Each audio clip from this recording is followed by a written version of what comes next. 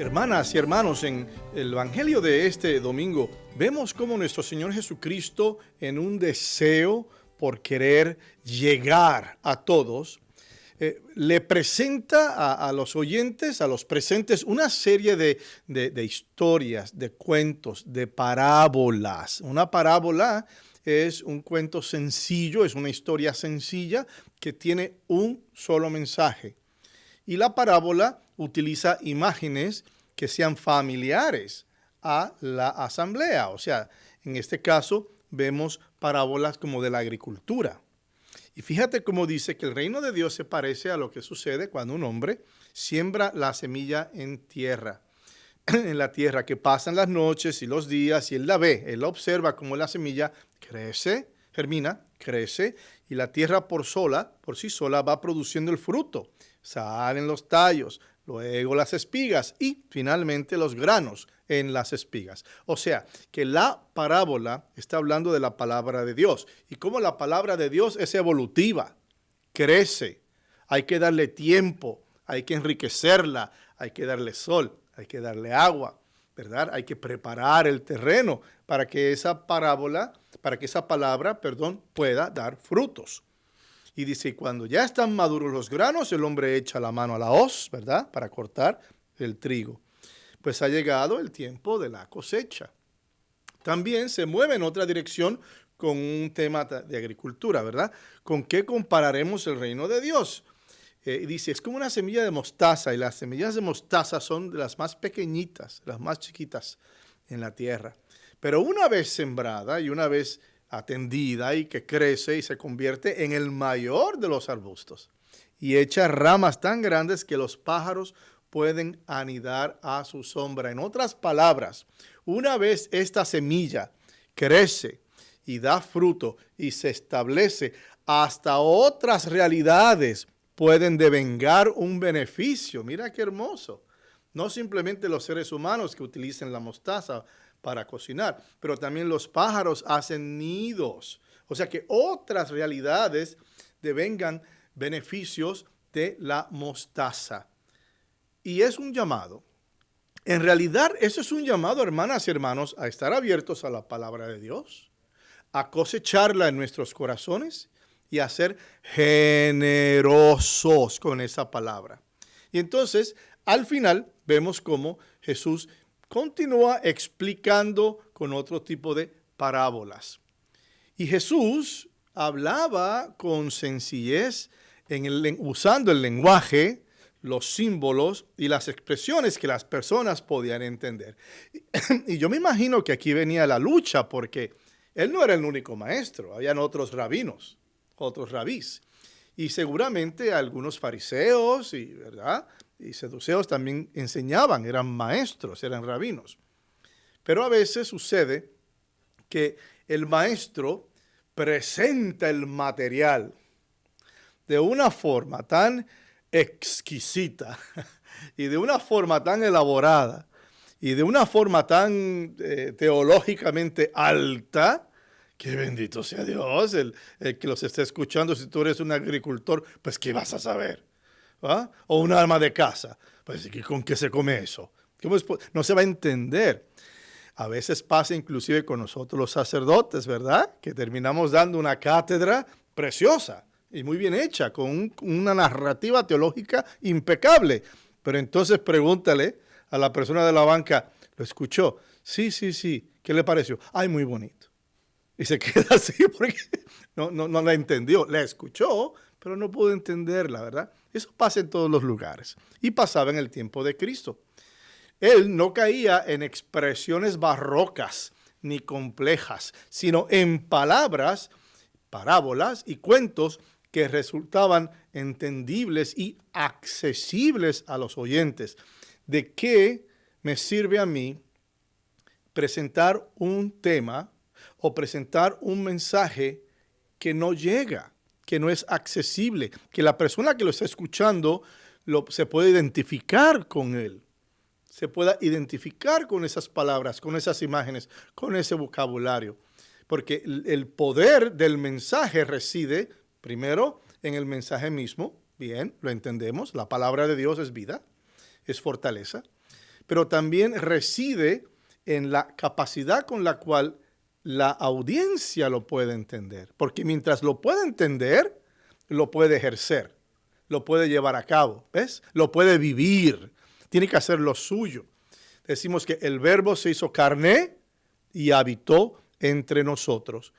¿Cómo es que nosotros permitimos que el Verbo se haga carne en nosotros? Es escuchando su palabra y viviéndola. Ahí está. No es el mero hecho de escuchar, oír, entender. Hay personas que se saben su catecismo de arriba para abajo, al derecho y al revés. Catecismo perfecto. Pero entonces, ¿lo estamos viviendo? Me sé mi catecismo, pero soy un racista. Ups. Yo comulgo todos los días, pero soy un misoginista. El misoginista es odio a la mujer. Yo hago 3 rosarios todos los días, pero no me gustan las personas de color. Entonces, ¿qué estamos hablando aquí? Sabemos el catecismo, pero no lo estamos viviendo. Lo que le da ese poder a la palabra, número 1, la palabra de Dios es el poder en sí misma, y número 2, es la capacidad de la asamblea o del oyente de poder ejercitarla, entenderla y vivirla. Y de ahí, hermanas y hermanos, que entendemos en el tiempo de Jesús, sus seguidores, muchos eran seguramente del campo, aparte de los pescadores, que dicho sea de paso, también él usa imágenes de pescado y de las pescas, ¿no? Y demás. Jesús, conociendo esa realidad de manera genial y pastoral, decide hablarles de las cosas de nuestro Padre Dios y cosas que también eran relevantes para ellos. O sea, que Jesús es un modelo de cómo él agarra esa teología, ¿no? La teología mayor y la lleva a una práctica, a una ortopraxis. Es tomar esa teología, ¿verdad? La sabiduría inmensa de Dios y tratar no de diluirla, no de rebajarla, no, eso no es lo que él hace, sino que él la hace accesible, él la hace entendible, él la hace posible para ser vivida, es para vivirla. Entonces, de ahí que la imagen, por ejemplo, del grano de mostaza es una que hizo resonancia con la asamblea y que todavía tiene resonancia entre nosotros. El reino de Dios es abundancia. Lo que comienza con la pequeñez y sencillez de un granito de mostaza se convierte en una realidad inmensa, inmensurable. Yo tengo una expresión, yo digo, nuestro Dios no es un Dios de chispitos, tú sabes, de poquitas cosas, ¿no? Como, por ejemplo, usted va a visitar a alguien y te sirven un quesito, pero bien finito, así con una galletita bien finita, que si los colocas hacia la luz, puedes ver el sol y la luna. Ese no es nuestro Dios. Nuestro Dios es un Dios abundante, generoso, que se da y se da y se sigue dando. Dios es abundancia. Y es abundancia en todos los niveles. Dios te puede dar abundancia en tu vida espiritual, que es lo primero. Y te puede dar abundancia en otros aspectos de tu vida. La cuestión es estar abierto a ello. Si tú tienes un don de Dios, compártelo. Sea abundante, sé generoso. Si tú sabes que puedes leer en frente de una comunidad y no tienes miedo, sé lector en tu comunidad. Si tú sabes que tú eres muy bueno en organizar cosas como la kermés o quizás un grupo de oración o lo que sea, hazlo, sé generoso con ese don. No te lo quedes, porque un don que uno se queda con él sirve para nada, es como si no existiera. La semilla que estamos hablando aquí es la palabra de Dios que cae en la tierra, que cae en nuestros corazones con la legítima esperanza del sembrador. ¿Y cuál es la legítima esperanza del sembrador, de nuestro Dios? De que germine, que crezca y que dé frutos, eventualmente. Dios nunca nos pide nada que no podamos dar. E inclusive Dios no nos da cruces que no podamos cargar. Ese es nuestro Dios. Él da generosamente y Él espera generosamente.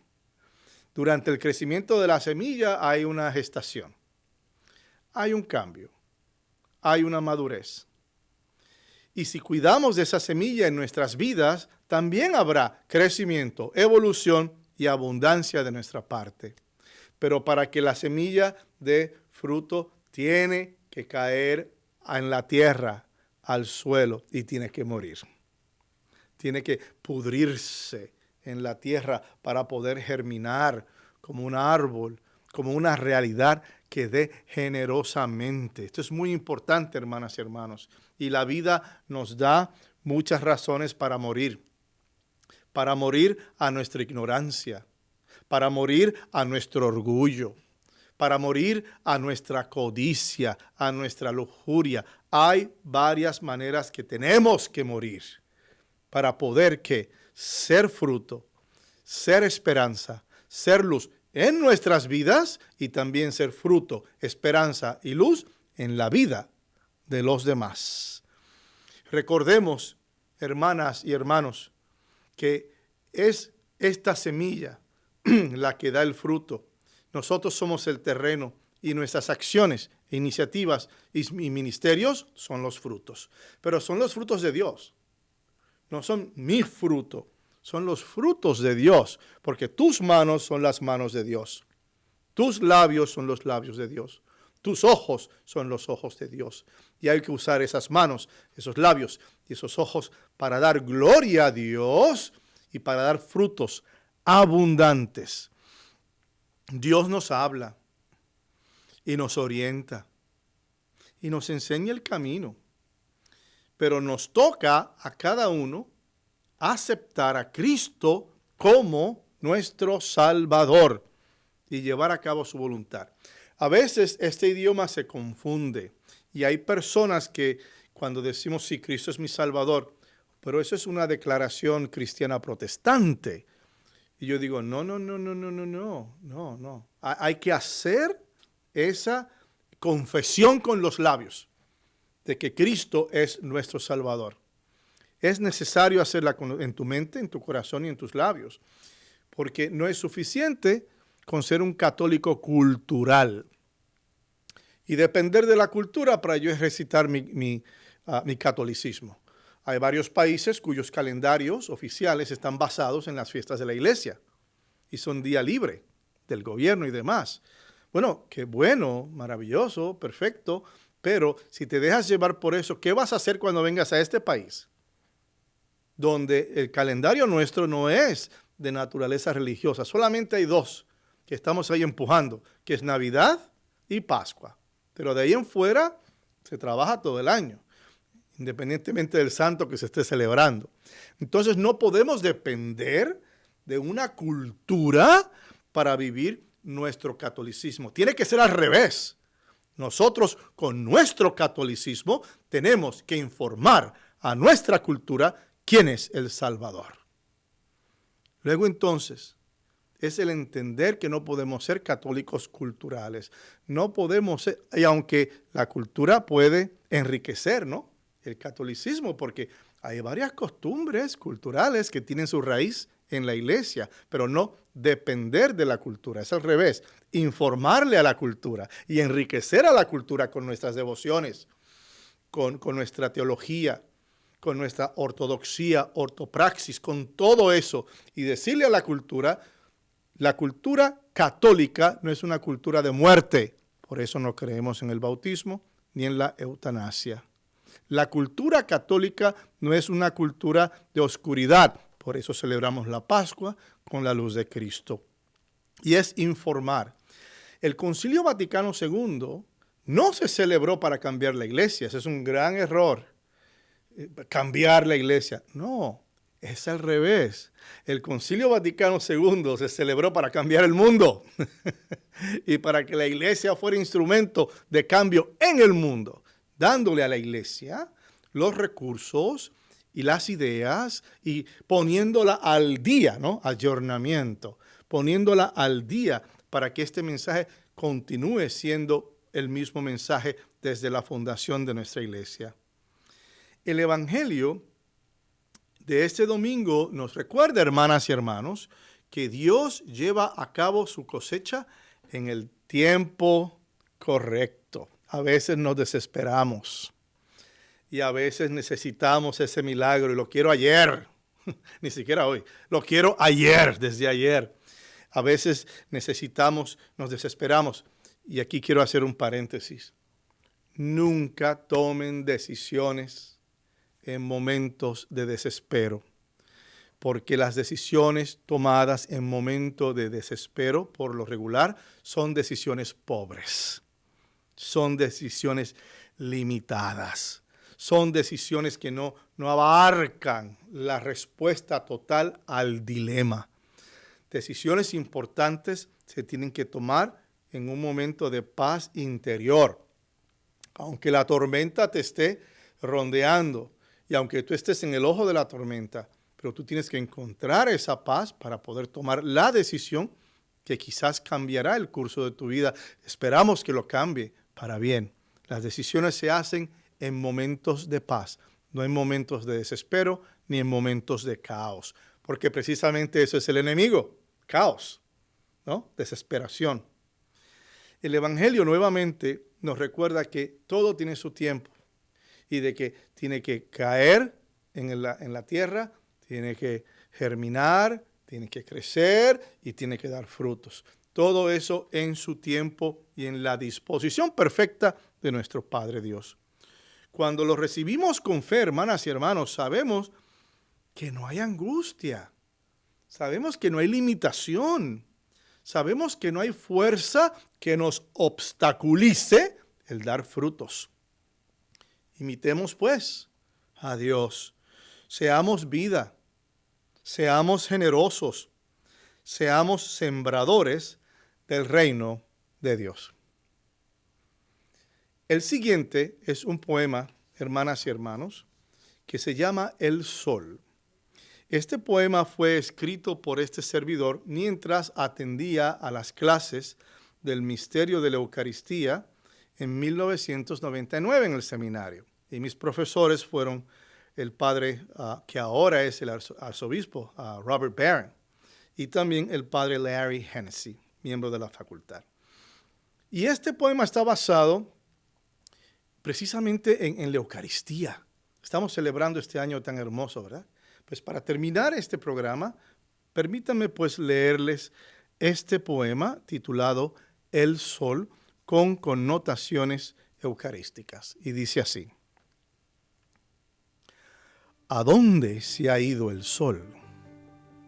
¿Estás en el oriente?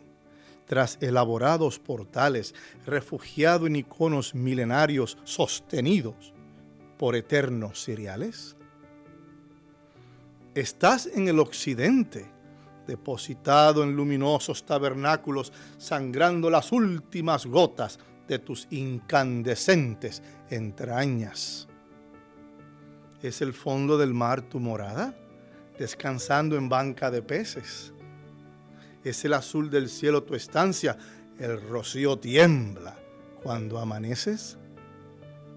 Atrapado te veo en un pedacito de vida, en un pedacito de tiempo, en un pedacito de pan.